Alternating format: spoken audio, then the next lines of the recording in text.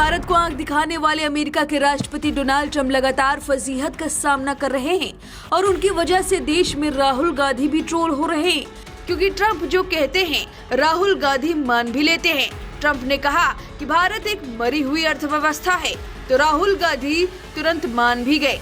हालांकि उनके ही नेताओं ने उनकी बातों पर कन्नी काट ली और ट्रंप को लताड़ दिया। खैर, ट्रंप की फिर से फजीहत हुई।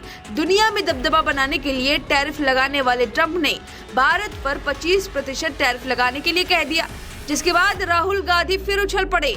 लेकिन 48 घंटे के अंदर ही इस टैरिफ की लागू होने वाली तारीख को अमेरिका के राष्ट्रपति डोनाल्ड ट्रंप ने बढ़ा दिया। माना जा रहा है कि ट्रंप ने ये तरीका इसलिए अपनाया है जिससे भारत उनके आगे झुक जाए। लेकिन भारत के पीएम मोदी झुकाने वालों में से हैं, झुकने वालों में से नहीं। सीज फायर का क्रेडिट लेने की कोशिश ट्रंप ने 29 बार की और राहुल गांधी गिन भी रहे थे और मान भी रहे थे। इस पर सदन के मानसून सत्र में पीएम मोदी से राहुल गांधी सवाल कर बैठे कि सीज फायर किसने करवाया, जिसके बाद पीएम मोदी ने पानी पी पी कर ट्रंप और राहुल गांधी दोनों को धो डाला।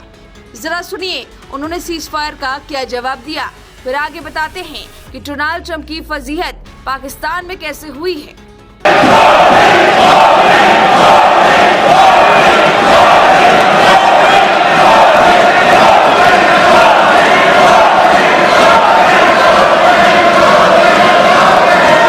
हम अभिनंदन को ले आए तो इनकी बोलती बंद हो गई। इनको लगा यार कि नसीब वाला आदमी है, हमारा हथियार हाथ से निकल गया। आदरणीय अध्यक्ष जी, पहलगाम हमले के बाद हमारा बीएसएफ का एक जवान पाकिस्तान के कब्जे में गया, तो फिर इनको लगा वाह बड़ा मुद्दा हाथ में आ गया है, अब मोदी फंस जाएगा। अब तो मोदी की फजीयत जरूर होगी और उनकी इकोसिस्टम ने सोशल मीडिया में बहुत सारी कथाएं वायरल की कि ये बीएसएफ के जवान का क्या होगा, उसके परिवार का क्या होगा, ये वापस आएगा, कब आएगा, कैसे आएगा, न जाने क्या क्या चला दिया। आदरणीय अध्यक्ष जी, बीएसएफ का वो जवान भी आन बान शान के साथ वापस आया।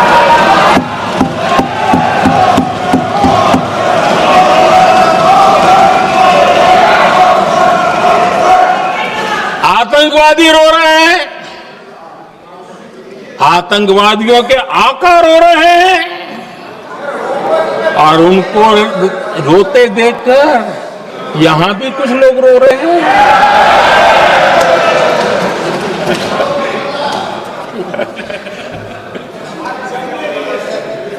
अब देखिए, सर्जिकल स्ट्राइक चल रही थी, उसके बाद उन्होंने एक खेल खेलने की कोशिश की, बात जमी नहीं। एयर स्ट्राइक हुई तो दूसरा खेल खेलने की कोशिश की, वो भी जमी नहीं।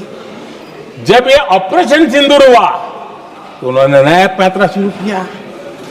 और क्या शुरू किया? रोक क्यों दिया? पहले तो मानने को तैयार नहीं थे कि मुक्त करते, अब कहते रोक क्यों दिया। वारे बयान बहादुरों,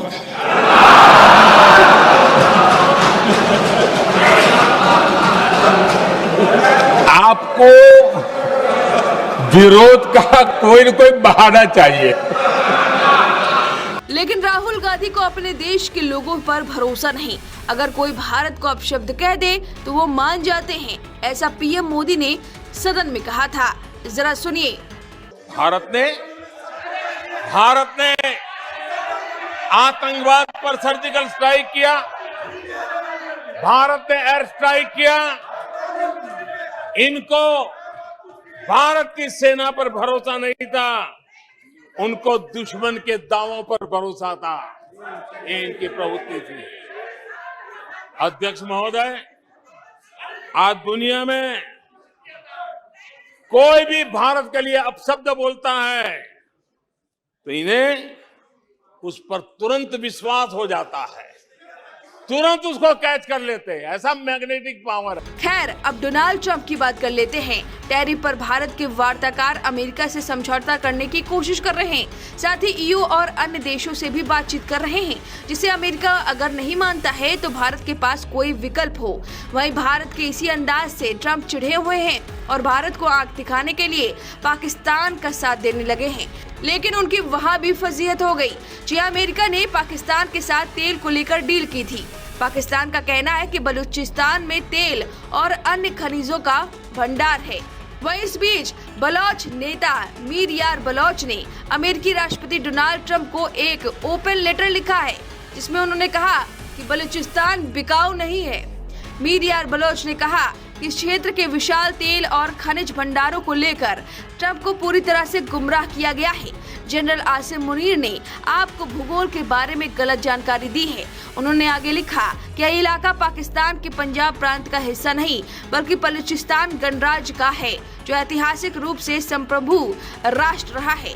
उनका मुख्य तर्क था कि यह क्षेत्र बेचने योग्य नहीं है। यहाँ के संसाधनों का दोहन पाकिस्तान, चीन या किसी अन्य देश की तरफ से स्वीकार नहीं होगा। हाल ही में ट्रंप ने पाकिस्तान के साथ तेल डील का ऐलान किया था। उन्होंने कहा था कि हो सकता है कि फ्यूचर में भारत भी पाकिस्तान से तेल खरीदे। अमेरिका की ये डील भारत पर दबाव बनाने की रणनीति मानी जा रही थी। हालांकि बलोच नेता इस डील के खिलाफ खुलकर सामने आ गए हैं। इस क्षेत्र में पहले से ही चीन पाकिस्तान आर्थिक गलियारे CPEC का बड़ा दखल है, जिस कारण से स्थानीय बलूच समुदाय का सरकारों पर अविश्वास बढ़ता गया है। बलोच लंबे समय से पाकिस्तानी कब्जे और चीन की आर्थिक घुसपैठ के खिलाफ संघर्ष कर रहे हैं। CPEC परियोजनाओं को लेकर विरोध प्रदर्शन, यहाँ तक कि संघर्ष भी इस क्षेत्र में आम हो गए हैं। वहीं मीर यार बलोच ने कहा कि हमारे संसाधनों पर हक बलूचों का है। यह पंजाब या इस्लामाबाद के दफ्तरों की मर्जी से नहीं बेचे जा सकते। वहीं आपको बता दें कि जब अमेरिका की डोनाल्ड ट्रंप ने भारत को हिदायत दी कि पाकिस्तान से तेल खरीदे, तो इस पर शशि थरूर ने तगड़ा जवाब दिया है। जी हाँ, शशि थरूर ने कहा कि जहां तक पाकिस्तान में तेल खोजने की बात है, तो मुझे लगता है कि अमेरिका को शायद कुछ भ्रम हो सकता है। मैं उन्हें शुभकामनाएं देता हूं। आप जानते हैं, एक समय था जब हम सब एक देश थे। मुझे नहीं लगता कि मुझे कोई ऐसी रिपोर्ट मिली है जिससे यह लगे कि आज के पाकिस्तान में बहुत अधिक तेल मौजूद है। लेकिन अगर अमेरिका वहां तलाशना चाहते हैं तो उन्हें करने दीजिए। तो सुना आपने, इस तरह से अमेरिका के राष्ट्रपति डोनाल्ड ट्रंप जहां जा रहे हैं उनकी वैसी ही फजीयत हो रही है। पूरी दुनिया में उनकी फजीयत हो रही है और उन्हें सनकी करार दिया गया है। अब इस पूरी खबर पर आपकी जो भी राय है हमें कमेंट करके जरूर बताएं। VK न्यूज, राष्ट्र के नाम।